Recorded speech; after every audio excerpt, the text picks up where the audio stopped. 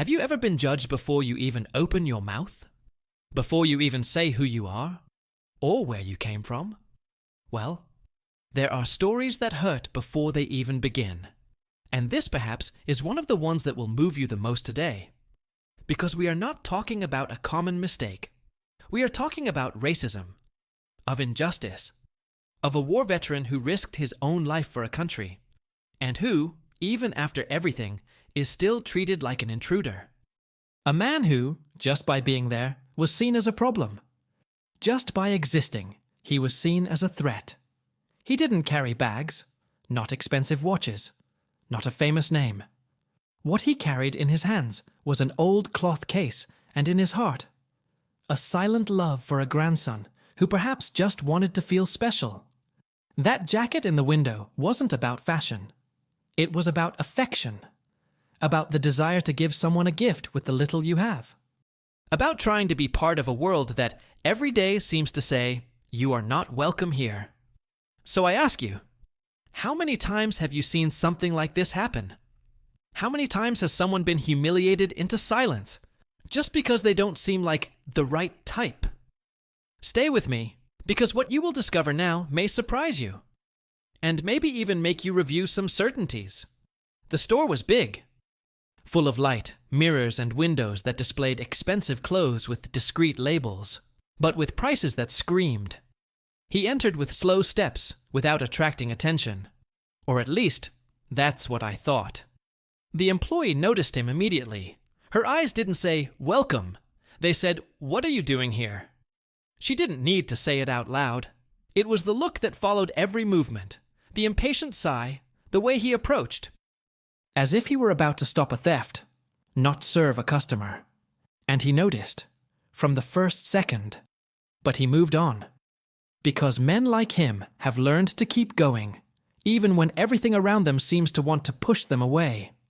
He walked between the hangars, observing calmly, trying to find something that would fit his grandson's body, and his tired pocket of small pensions. He stopped in front of a jacket. He touched the fabric, smiled.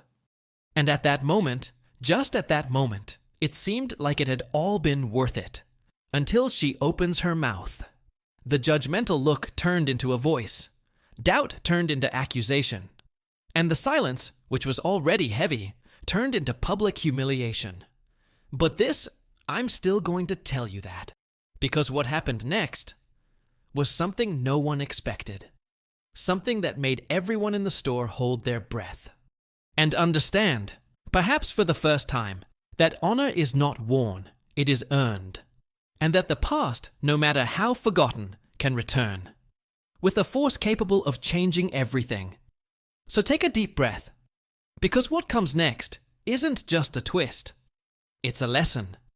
She said that place was not for him. With all the letters, loud and clear, as if it were an order. As if the mere fact that he was there was an affront. As if wearing simple clothes was a crime. And he didn't respond. He didn't scream. He didn't threaten to sue. He just looked into her eyes. A look that has seen war. Who has already faced death? Who has already saved lives on the battlefield?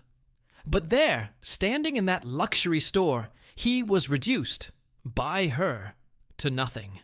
The silence that followed was crueler than words. Because it wasn't just her voice that judged him. It was the look of others. The forced smiles. The indifference of someone who saw everything and preferred to pretend they saw nothing.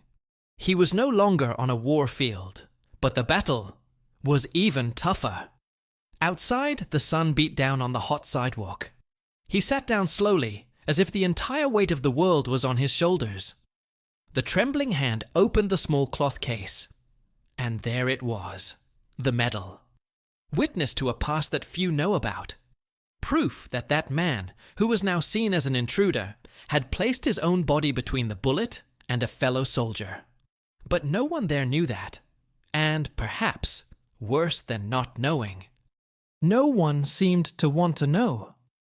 At this moment, I want to make you a sincere invitation. If you have already felt this pain, or if this story touched you in some way, write here in the comments. I want to know how it got there. Because when we share, we heal a little.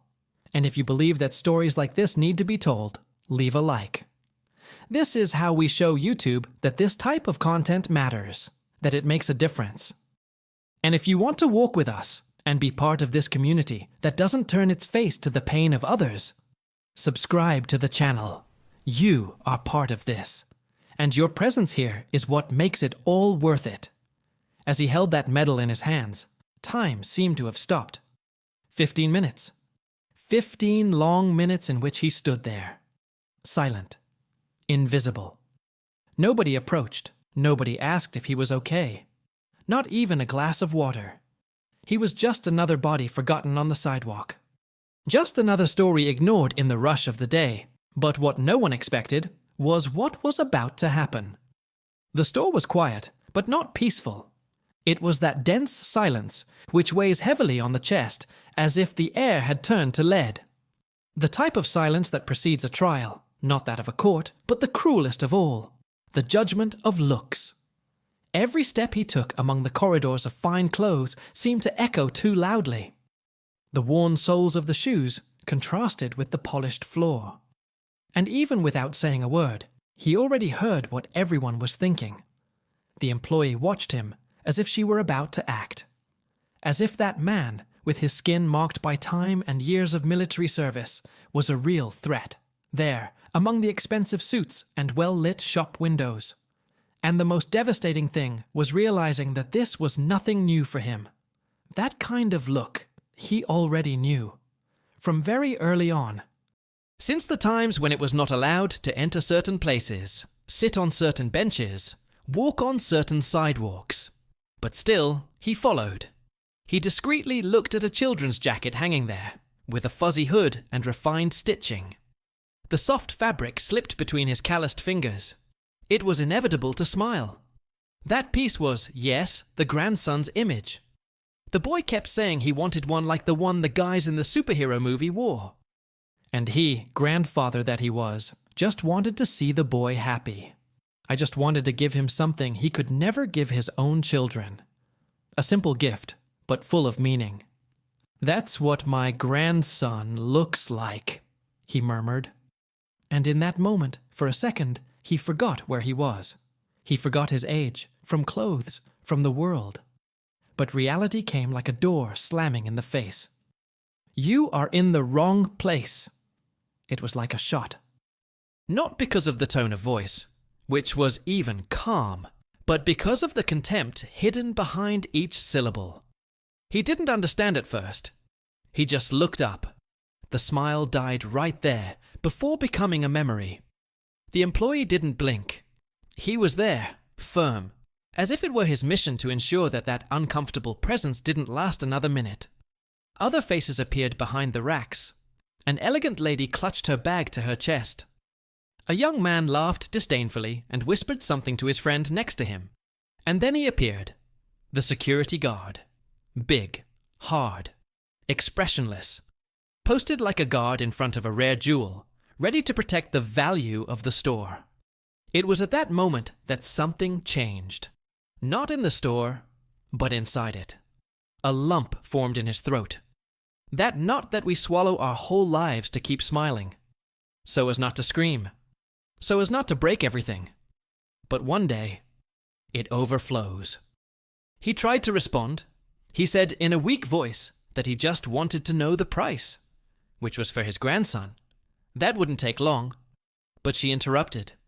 "That coat costs more than you probably have in the bank." The floor seemed to disappear. The hand that was holding the fabric lost its strength. The cloth case in the jacket pocket seemed to weigh more. Much more. As if he were carrying, not a medal, but the hidden truth of a lifetime. That for many, a man like him would never stop being seen as lesser. And there he was, a war veteran, a man of honor, treated like a suspect, like a nuisance, as if his past didn't matter, as if he didn't have a name, a story, an identity. That was the part that hurt the most. It wasn't the humiliation itself. It was realizing that, even after everything he had experienced, there were still people who preferred to see color, clothes, and appearance. and not character. It hurts. It hurts more than any battle wound, because this pain is silent. It's slow. It eats away at the soul from the inside. It's the pain of feeling invisible in a place where you should be respected. It's the pain of knowing that your courage in times of war is worth less than a coat in a shop window in times of peace. And the cruelest thing is that nobody did anything. Nobody said, "Leave him alone." No one even questioned the employee. There was not a single look of compassion, just silence and judgment. As if everyone there agreed. As if humiliation were normal, justified, deserved. If you've ever witnessed a scene like this, or worse, if you've already experienced this, comment here. Write something simple but true. Maybe a "that really touches me" is enough. Sometimes, getting it out is the first step to transforming this type of pain into something bigger than itself. And, there's something that hasn't been said yet. Something that could change everything. Something no one in that store would have ever imagined. Because life, when it wants to teach, doesn't warn you. She just arrives and turns the tables.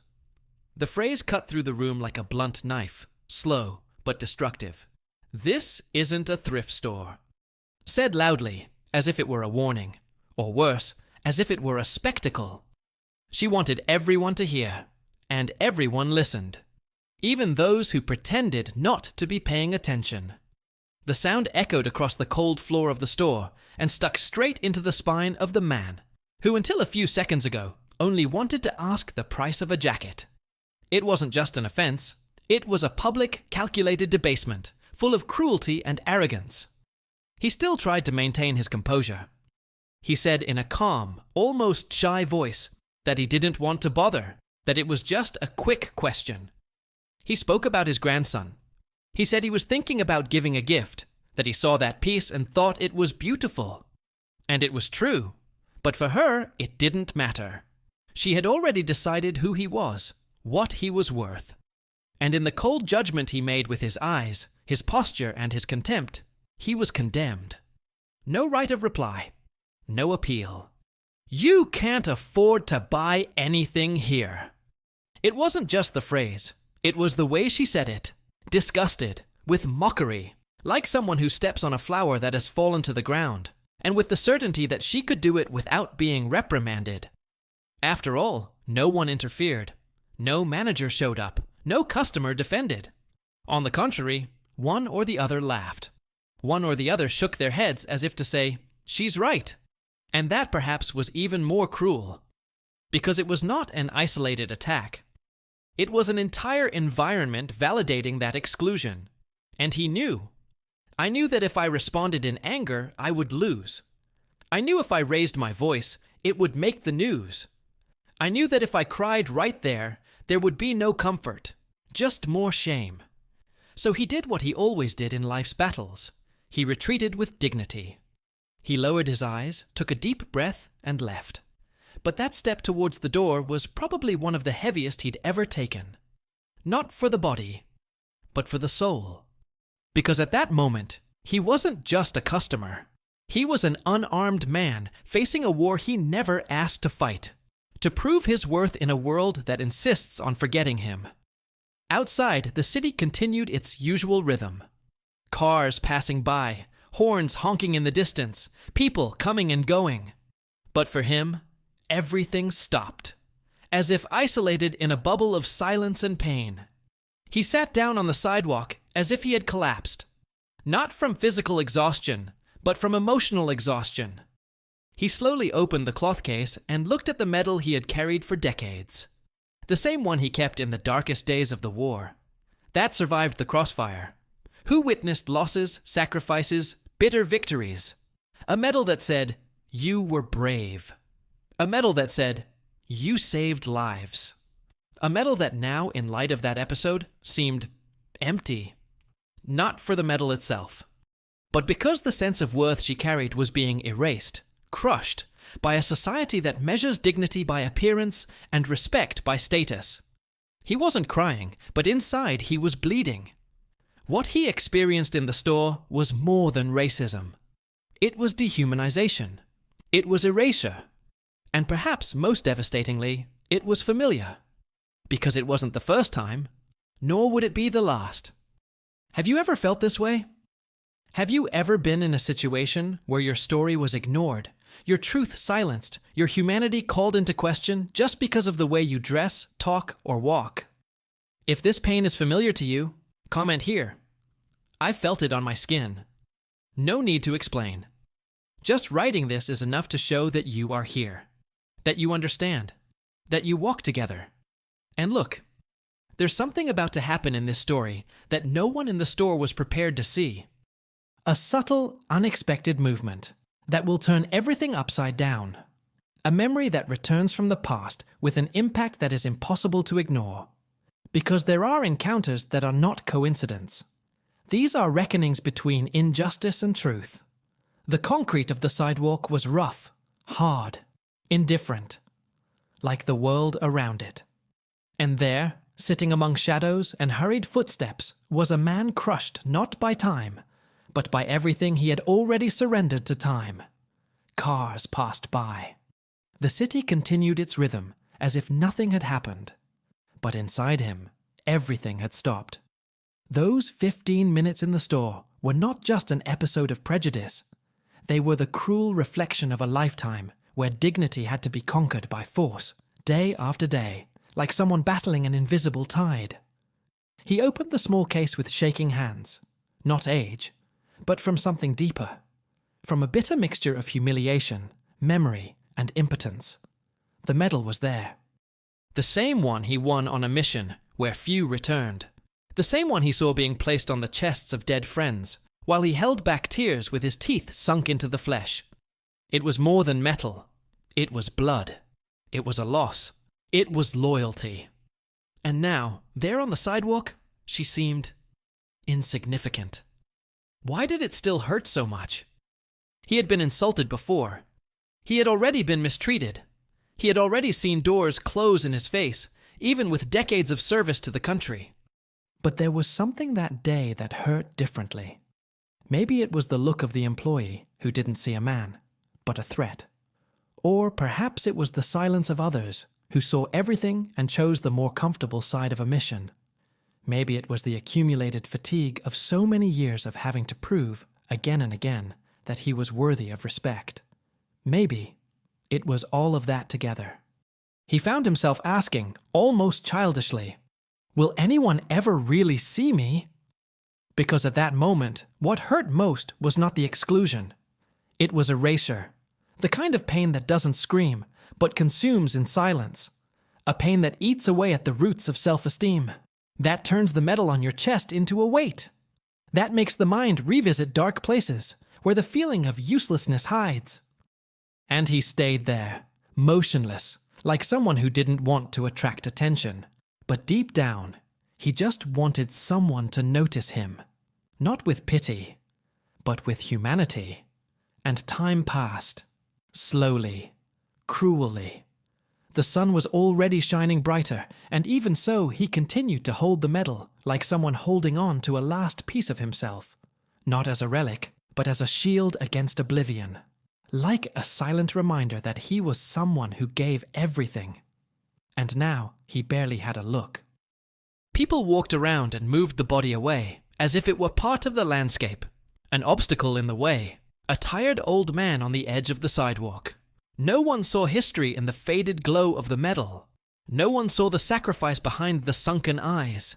No one knew what he had to bury to sit there, still whole on the outside, but in ruins on the inside. And perhaps this is the cruelest point of all this: invisibility. Because there are pains that heal with time.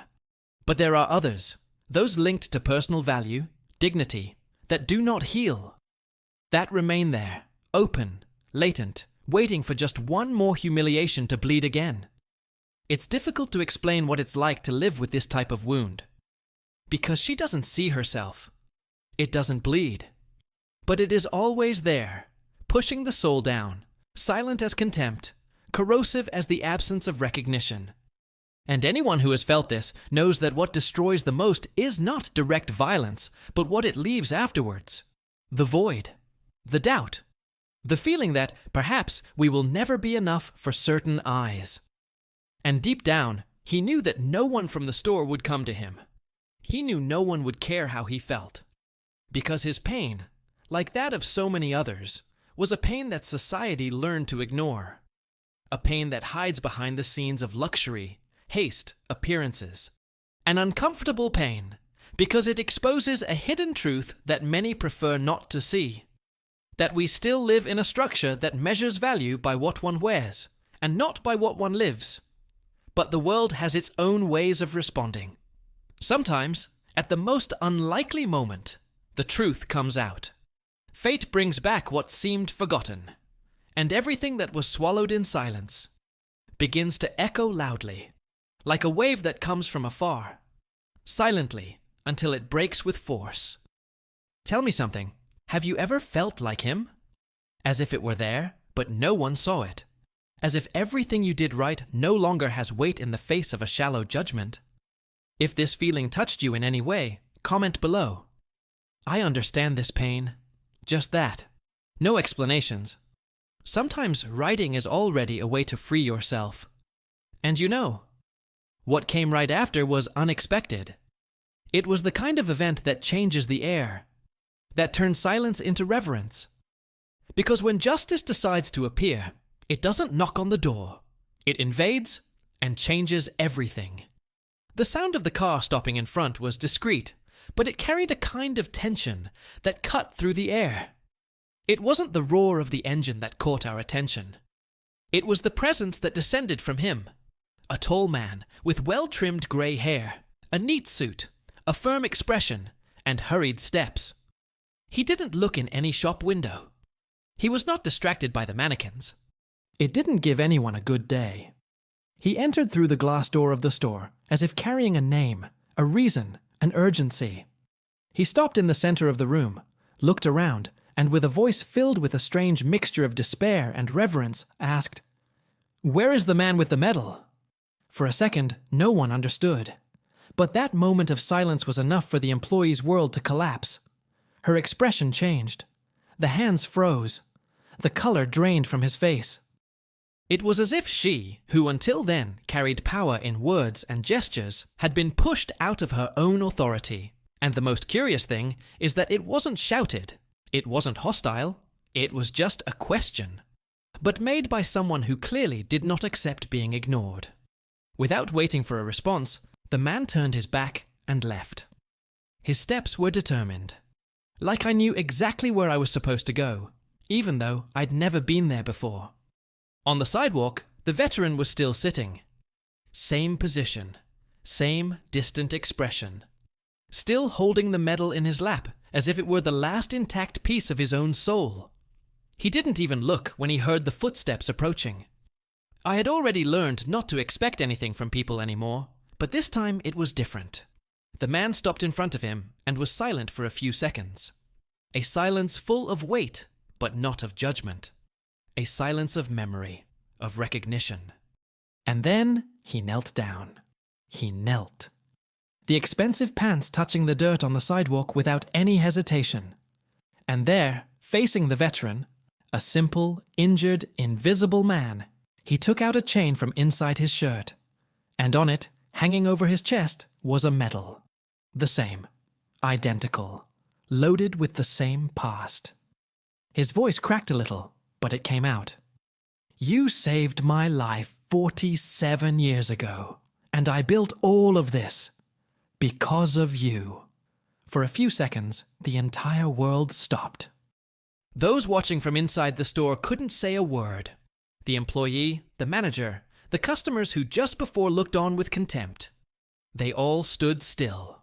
No one dared to approach, because it was impossible to compete with the truth that was imposed there, before everyone's eyes. A truth that broke the limits of time, appearance, arrogance, ignorance. And the veteran, he took a few seconds to react. He blinked a few times, as if he needed to check if it was real.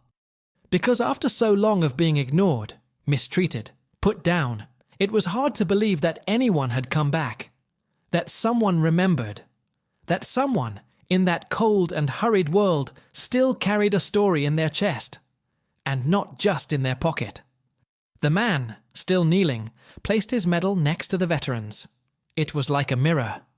Two identical pieces of metal, but with different scars. One carried the weight of sacrifice. The other, the gratitude of those who survived. It was a meeting of destinies. A reckoning between the past and the present. A reparation that did not erase the wounds, but said with strength, "I saw it. I remember. You matter." Inside, someone dropped a bag. Another person pulled out their cell phone, not to record, but to hide the shame on their face. The employee, who previously had razor-sharp words, now could barely hold her gaze. And perhaps that was the biggest impact of all. Not the gesture of the rich man kneeling, but the silence he provoked. Because this silence was no longer made of contempt. It was made out of shame. And it was there, in the middle of the sidewalk, that the scenario reversed. What was despised became honored. The invisible became a reference. The pain turned into recognition. Because when the truth finally finds space, it doesn't ask for permission. She enters. She invades. She exposes. And it transforms. Right here in the comments. The world needs to remember. Sometimes a simple phrase like this carries more impact than 1,000 beautiful words. And there's one more thing that needs to be said. Because this story isn't over yet. The next scene will show what happens when the past and present come together, not just for justice, but for purpose. He didn't know what to do. He stood still. His arms still held the cloth case, as if he still needed to protect himself, as if the world around him was still the same as the one that had trampled on him minutes before. But now there was something different in the air. The same people who previously looked away now couldn't stop looking. But it was no longer judgment. It was reverence. And that was a kind of justice he never imagined feeling like that, in broad daylight, in front of those who hurt him. The store owner, still kneeling, calmly stood up. The hands were shaking. His face, marked by the years, now also carried the weight of the truth. That truth that, for so long, he had perhaps hidden or let fall asleep within himself. And when he finally managed to look the veteran in the eyes, it was as if the words stuck in his throat. What do you say to someone who gave you life? What do you say when you realize that everything you built began at that moment when you thought it was the end? He tried to speak, but the voice that came out had no strength. It was too loaded. And yet, with a knot in his chest, he murmured, "Forgive me for taking so long." The veteran swallowed. His eyes were still teary, but there was a different glow inside. The kind of glow that appears when the world, even for a moment, begins to make sense. The store owner helped him up, but not in a hurry.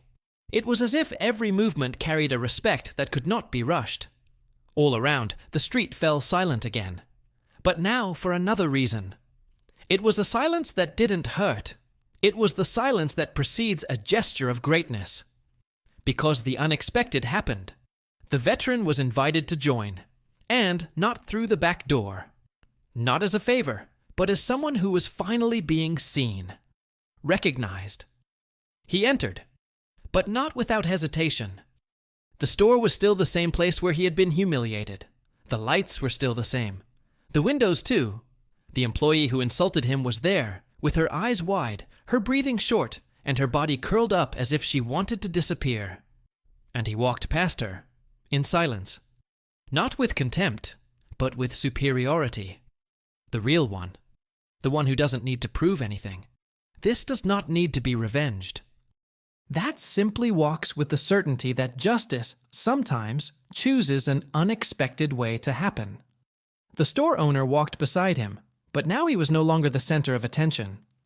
Everyone's eyes were on the veteran, in the man in simple clothes, who had been chased out of the store, and now returned with his head held high, his hands steady, and the respect of every look present. He didn't say a word, but he didn't need to. The environment spoke for him. And for the first time, perhaps in decades, he didn't feel small. He didn't feel intrusive. He didn't feel like someone who should apologize for existing. Inside, the owner asked for permission. He went to one of the wooden cases behind the counter and took out his jacket, the same one that the veteran had tried to play hours before. He placed it in his hands without saying the price, without mentioning any value. It wasn't about money anymore. Never had been. It was about something much bigger. About reparation. About gratitude. About transforming a symbol of pain into a gesture of honor. And when the veteran picked up that piece carefully, like someone holding something fragile, it was possible to see that his eyes were wet. But it wasn't sadness. It was relief. It was life's silent response saying, "You stood, and you were seen." The employee, in the background, was still in shock. The one who, with so much pleasure, had treated him as if he were nothing, now silently watched the most powerful scene of her entire career. What she would do with it later, no one knew. But here, in that moment, all she could do was watch. And understand, perhaps for the first time, that true luxury is not in the label. It is in the history of whoever carries it. He left the store carrying the jacket, not in a bag, in hands, like a trophy. But not because of the play. And yes, because, at that moment, he wasn't taking any tissue. I was taking back something I had almost lost. A sense of dignity. The certainty that, no matter how much the world tries to erase it, there is a force that rescues. And when someone is remembered, the past doesn't just come back as a memory. It comes back as a purpose. Right here in the comments. I believe in justice. Sometimes a simple sentence is all we need to reconnect with what really matters. And the most surprising thing is that something was still missing. Because this story, like all truly memorable stories, doesn't end with a hug, ends with legacy. And that's exactly what I want to tell you about now. If you've made it this far, it's because this story touched something inside. And if it did, then it was worth telling. Because it's not about videos or views. It's about remembering that every human being has a story. That behind every simple face, there may be a world that we have no idea about. If this message made sense to you, write it in the comments. This story reached me. It's just a sentence, but it shows that you were here, present, feeling everything with me until the end. Also, leave a like, not out of obligation, but because when you do, it helps me to continue bringing this type of content, with truth, with soul, and with respect for each story told here. And if this type of narrative is part of what you believe in, subscribe to the channel. So we continue together, building a space where empathy is worth more than appearance, and where forgotten stories find a new place to live. There is a video here that continues along the same path. Click and come with me, because the next story also contains one of those encounters that life writes with the tip of memory.